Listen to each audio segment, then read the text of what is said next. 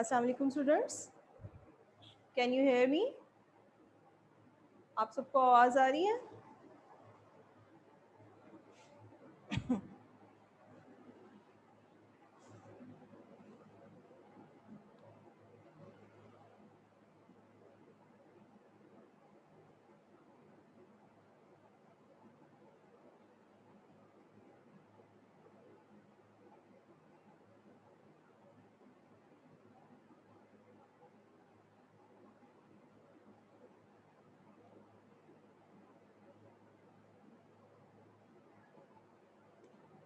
Okay बेटा, आपको आवाज़ आ रही है?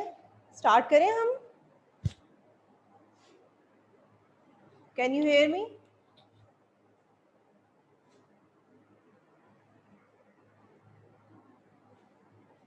ओके, स्टार्ट कर रहे हैं। आज का जो हमारा टॉपिक है, चैप्टर नंबर हम 2 कर रहे हैं जियो का, और जिसका टाइटल है डेनोटेशन। ठीक है, और इस चैप्टर के अंदर जो आज का हमारा टॉपिक है, फर्स्टली हमने इसके 3 मेन टॉपिक्स किए थे, और डेनोटेशन और उसकी टाइप्स के बारे में हमने पढ़ा था। ठीक है, डेनोटेशन क्या होता है? Destruction of earth upper surface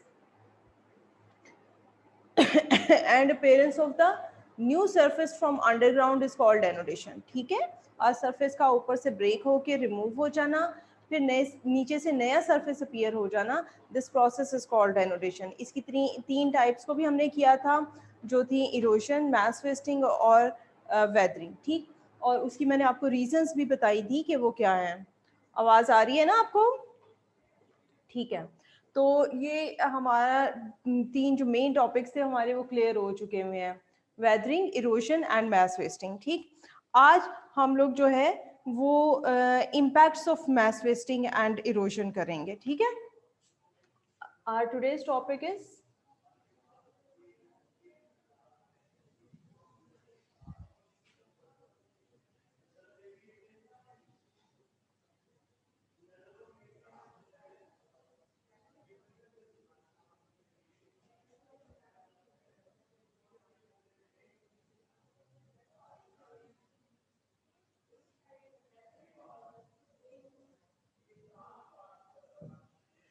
ठीक है, ये है जी हमारा आज का topic, impacts of erosion and mass wasting. ठीक है, इसमें हमारे पास जो है इम्पैक्ट्स को भी हमने डिफरेंट कैटेगरीज में जज करना है कि इरोजन और मास वेस्टिंग के जो इम्पैक्ट्स हैं वो किधर किधर कैसे आते हैं। ठीक है, तो सबसे पहले हम बात करेंगे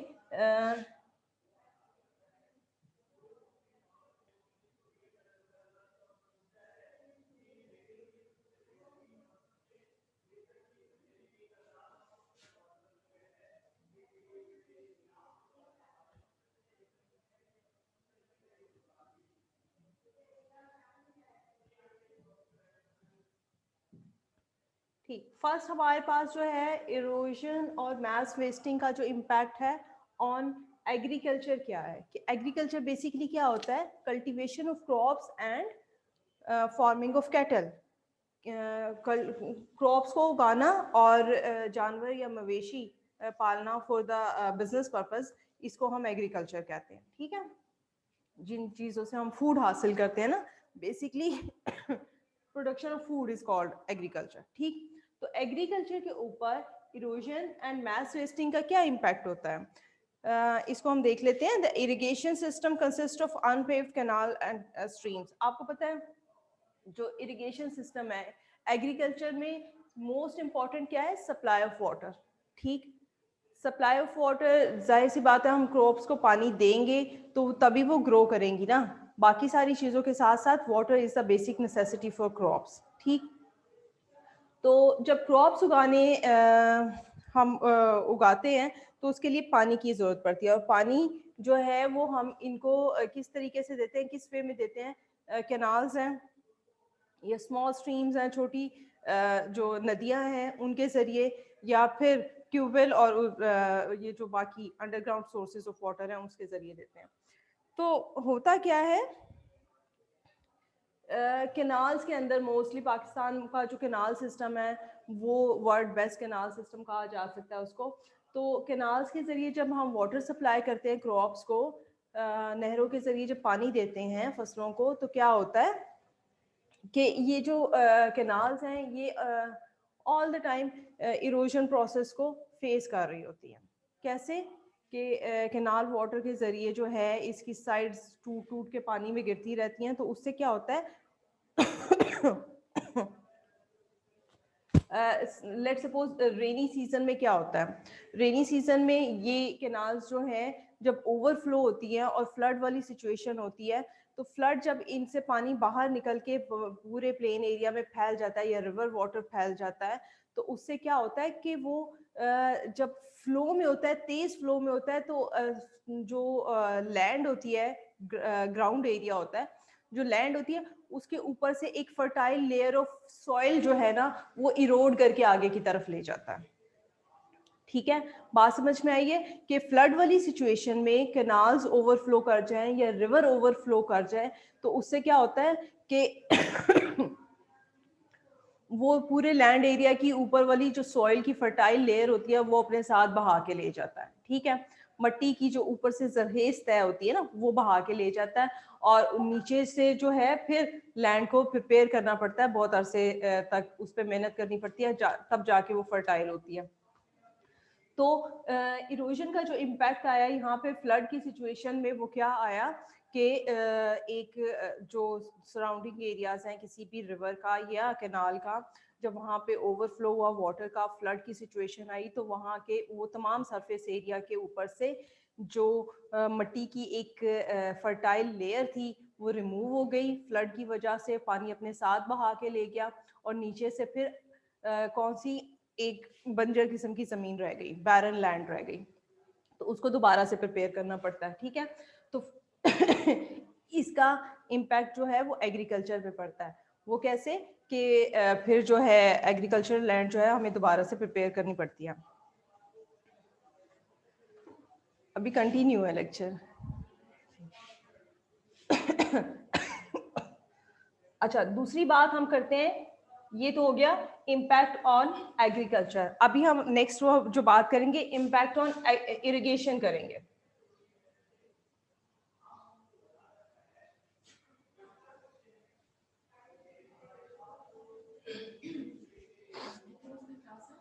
नाइन 9:30 तक।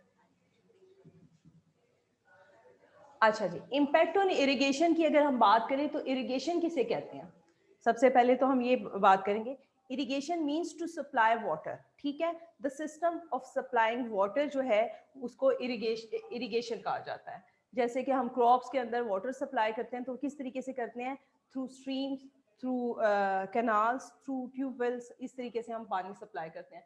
तो वो सोर्सेज ऑफ वाटर जो है जिनकी वजह से पानी सप्लाई होता है उनको इरिगेशन सिस्टम कहा जाता है। ठीक है, तो इम्पैक्ट्स ऑन इरिगेशन, इरोजन और मैस वेस्टिंग का इम्पैक्ट जो है इरिगेशन पे क्या है, वही मैंने आपको बताया कि पहले फ्लड की वजह से जो सॉइल की फर्टाइल लेयर थी एग्रीकल्चर में वो गायब हो गई, जिसकी वजह से क्रॉप्स अफेक्ट हुई।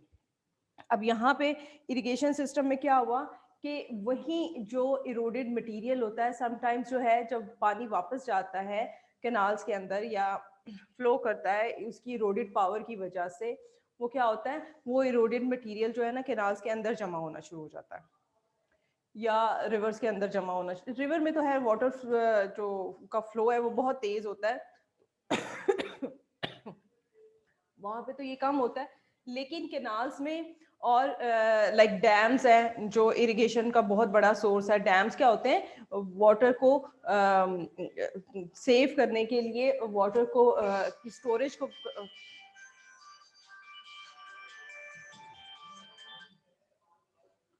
वाटर की स्टोरेज जो है वो वाटर को स्टोर करने के लिए एक बहुत बड़े जो है एक वे है कि वाटर किस तरीके से स्टोर किया जाता है। ठीक है, तो डैम्स के अंदर हम वाटर स्टोर करते हैं। तो यहाँ पे ये सारे जो वाटर सोर्सेज होते हैं इनमें मौजूद जो पानी होता है उसके अंदर इरोडेड मटेरियल होता है, वो कहीं ना कहीं से इरोड करके आया हुआ होता है।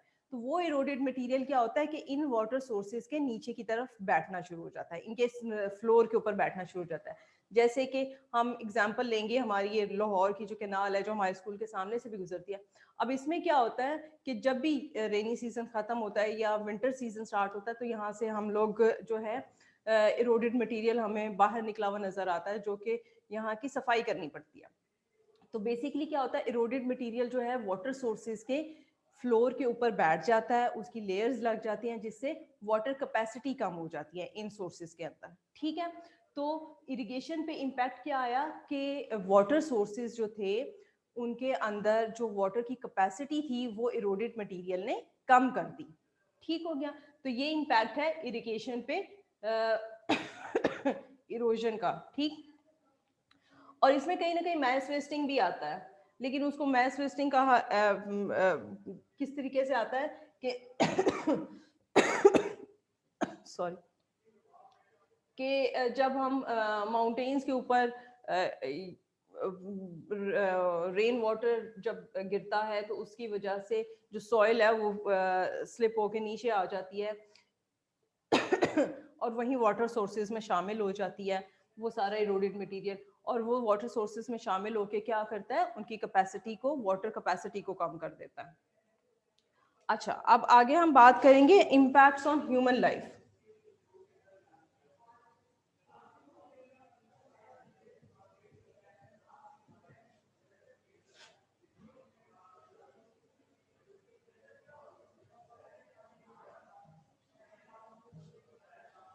ह्यूमन लाइफ में किस तरीके से इम्पैक्ट करता है? Due to flow of soil mud and land sliding in the hilly areas there is usually loss of lives and economy. ठीक है, हिली एरियाज में क्या होता है कि मैस वेस्टिंग की वजह से रोड्स, आपने देखा होगा कि माउंटेन के ऊपर एजेस के ऊपर रोड्स बनी हुई होती हैं जिससे ट्रेवल करके दूसरे माउंटेनियस एरियाज पे जाया जाता है। तो इन रोड्स के ऊपर जब ऊपर से कोई मड फ्लो आता है या रॉक्स गिरती हैं मैस वेस्टिंग होती है तो वो रोड्स ब्लॉक हो जाती हैं, जिसकी वजह से अगर उनसे उनके नीचे से कोई गाड़ियां गुजर रही हैं या कोई जो है ह्यूमन इंसान है, जानवर है, तो वो उनके नीचे दब के मर सकते हैं। ठीक है, तो लॉस ऑफ लाइफ भी होता है, प्रॉपर्टी भी होता है। घर जो है हिली एरियाज पे जो बने होते हैं वो भी लैंडस्लाइड की वजह से जो है उनको नुकसान पहुंचता है, जो बिल्डिंग्स होती हैं उनको नुकसान पहुंचता है। तो मैस वेस्टिंग का जो ज्यादातर इम्पैक्ट है ह्यूमन लाइफ में बहुत ज्यादा है। तो और स्पेशली ये जो सारा प्रोसेस हिली एरियाज में देखने को मिलता है, क्योंकि मैस वेस्टिंग का प्रोसेस भी हिली एरियाज में होता है। सो ह्यूमन लाइफ में लॉस ऑफ लाइफ भी है और लॉस ऑफ प्रॉपर्टी भी है और मटेरियल लॉस भी है। ठीक है, तो वो लैंडस्लाइड की वजह से इस तरीके से ह्यूमन लाइफ इम्पैक्ट होती है। ठीक, और इसमें बहुत सारे एक्सीडेंट्स भी आ जाते हैं जिसकी वजह से। अब बात करते हैं इम्पैक्ट्स ऑन ट्रांसपोर्ट सिस्टम।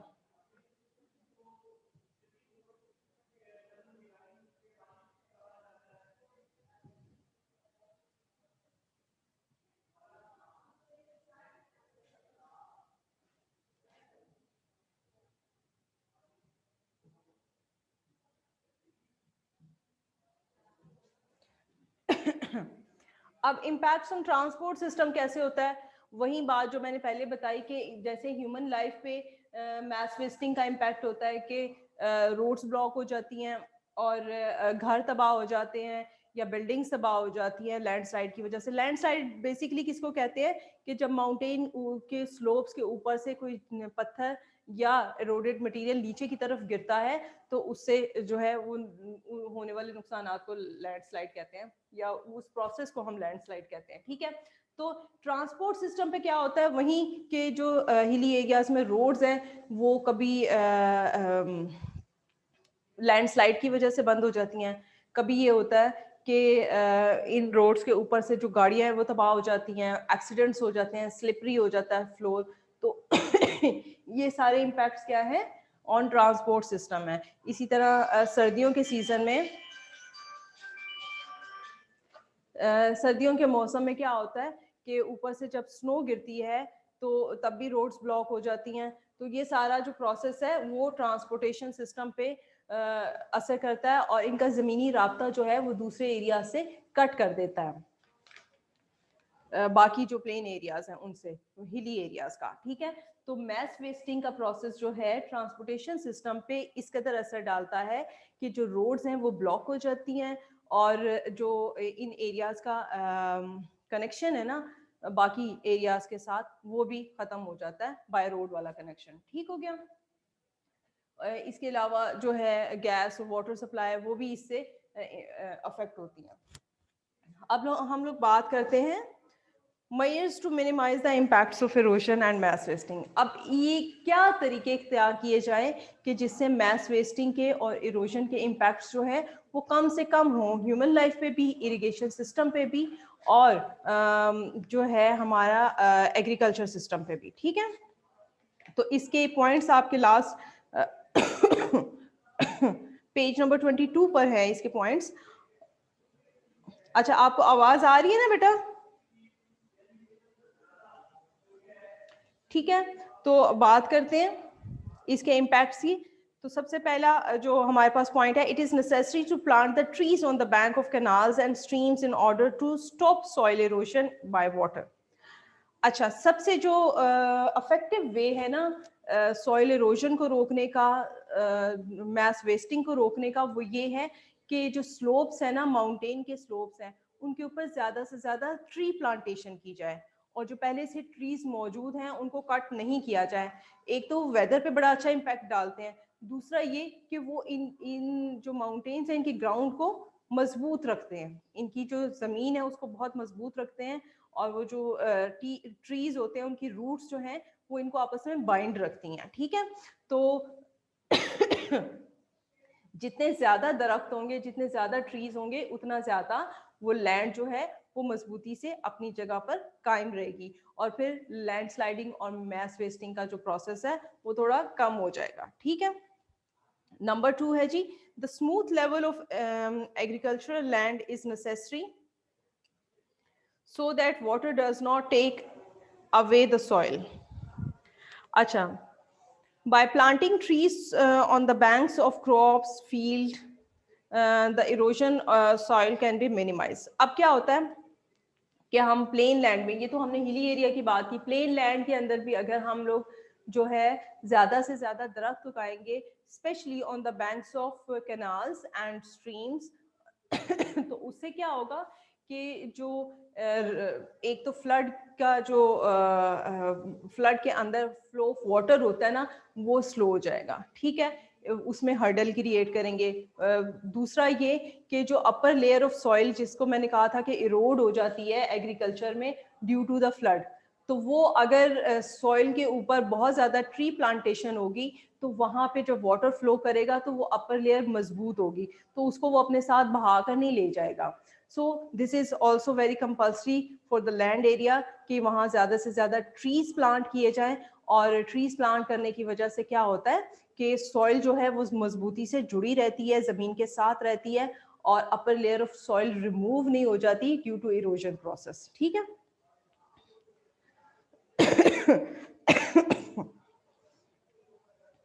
अच्छा, नंबर 3 है जी, to reduce erosion and mass wasting on the surface of the slopes it is necessary to stop the cutting trees on mountain slopes and plants more trees.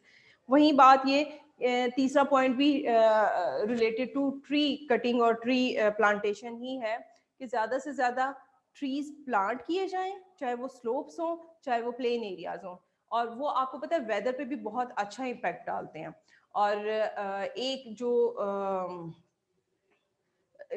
वो मौसम को ठंडा रखते हैं, गर्म नहीं होने देते हैं। दूसरी बात ये कि वो इरोजन प्रोसेस को भी रोकते हैं और मैस वेस्टिंग को भी रोकते हैं।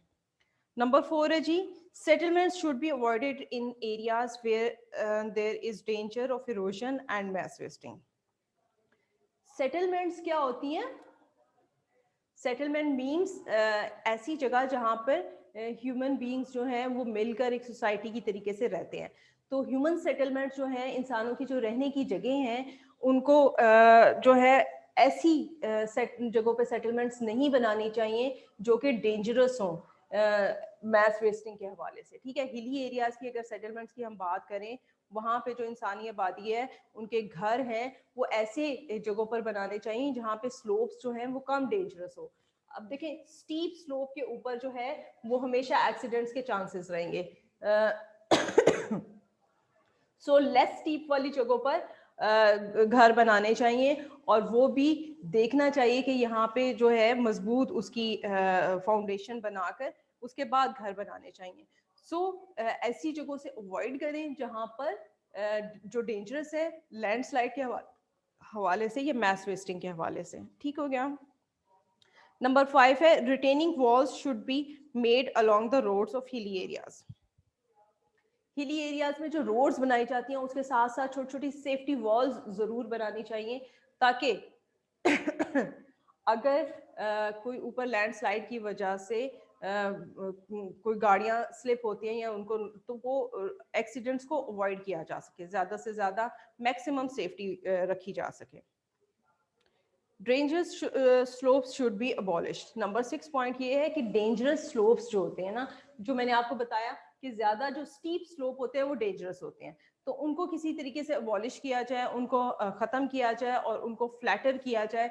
जैसे हम माउंटेन्स को कट करके उसके बीच में से रोड गुजारते हैं, इसी तरीके से जो डेंजरस स्लोप्स ऊपर बन जाते हैं ना रोड के ऊपर, उनको अवॉइड करें, उनको किसी तरीके से अबॉलिश कर दिया जाए, उनको ख़त्म कर दिया जाए। ठीक है। नंबर 7 है जी, big buildings should not be built in hilly areas specially where there is steeper slopes. Hilly areas में बहुत बड़ी बड़ी बिल्डिंग्स, बहुत ऊंची ऊंची बिल्डिंग्स नहीं बनानी चाहिए, और कोशिश करनी चाहिए कि जो है डबल स्टोरी या ट्रिपल स्टोरी बिल्डिंग्स जो है उससे ज़्यादा की हाई लेवल की बिल्डिंग्स ना बनाई जाएं, क्योंकि वो ग्राउंड जो है अनसर्टेन होता है, वहाँ पे अर्थक्वेक्स भी आ सकते हैं, वहाँ पे लैंडस्लाइड भी हो सकती है, वहाँ का मौसम भी जो है वो बेहतर नहीं होता इस तरह की बिल्डिंग्स की प्रोटेक्शन के लिए कि जो ज़्यादा बड़ी हों। सो ये एक और प्रिकॉशन है, एक और मैयर है कि जिससे हम लोग लॉस ऑफ लाइफ और लॉस ऑफ मटेरियल से बच सकते हैं। वो कैसे कि हम हिली एरियाज में बहुत बड़ी बड़ी बिल्डिंग्स ना बनाएं, छोटी बिल्डिंग्स बनाएं, और जो है उसको सेफर वे में बनाएं, उनको ज्यादा से ज्यादा सेफ रख के बनाएं। ठीक है। तो ओवरऑल जो है इम्पैक्ट्स ऑफ इरोजन के बाद जो हमने ये measures to minimize the impacts पढ़े, उनमें दो बातें ज्यादा इंपॉर्टेंट है। पहली बात ये कि ट्री प्लांटेशन बहुत ज्यादा जरूरी है। अगर आपने सॉइल को मजबूत रखना है, सॉइल को जोड़े रखना है, तो उसके लिए ट्री प्लांटेशन बहुत ज़्यादा ज़रूरी है। और ट्री प्लांटेशन के साथ साथ एक और मेजर वो भी बहुत ज़्यादा ज़रूरी है, वो ये है कि हम ट्री कटिंग से भी अवॉइड करें। ठीक है। और गवर्नमेंट को चाहिए कि वो स्ट्रिक्ट कवानीन बनाए ट्री कटिंग के हवाले से, और ट्री कटिंग जो है वो बिल्कुल अलाउ नहीं होनी चाहिए, स्पेशली इन हिली एरियाज में, ताकि वहाँ पे लैंड स्लाइडिंग और मैस वेस्टिंग की वजह से जो नुकसान होते हैं वो कम से कम किए जा सके। दूसरी बात हमारे पास जो इसके मेयर्स में थी वो ये था कि बिल्डिंग्स को बनाते वक्त स्लोप्स को, जो अननेसेसरी स्लोप्स होते हैं उनको कट किया जाए, और खतरनाक स्लोप्स को अबॉलिश किया जाए, और बिल्डिंग्स छोटी बनाई जाए। तो ये जो थे इम्पैक्ट्स थे, सॉरी ये मेयर्स थे, जिससे हम इन मैस वेस्टिंग और इरोजन से होने वाले नुकसान को मिनिमाइज कर सकते हैं। मिनिमाइज मतलब बहुत कम कर सकते हैं। ठीक हो गया। तो ओवरऑल एक रिव्यू ले लेते हैं हम अपने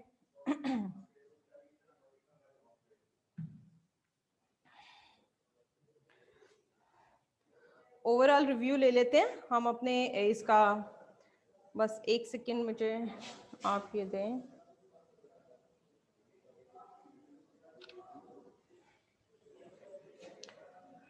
अब हमारे लेक्चर का टाइम खत्म हो रहा है। ठीक इसमें आज हम लोगों ने जो बात की है impacts of erosion and mass wasting के बाद हमने measures to minimize the impacts of erosion and mass wasting किया। तो इम्पैक्ट्स में एग्रीकल्चर था, इरिगेशन सिस्टम पे इम्पैक्ट था मैस वेस्टिंग और इरोजन का, और ह्यूमन लाइफ पे था, और ट्रांसपोर्ट सिस्टम पे था। ठीक है। तो ये आपको बड़ा सिंपल सा टॉपिक था आज का, कुछ इतना डिफिकल्ट नहीं था इसके अंदर। और मेन बात इसमें यही थी कि इरोजन और मैस वेस्टिंग से जो असरात होते हैं वो क्या क्या हैं, और उनको हम कम कैसे कर सकते हैं। ठीक हो गया। इससे रिलेटेड अगर कोई क्वेश्चन है आपके माइंड में तो ज़रूर मुझसे पूछें।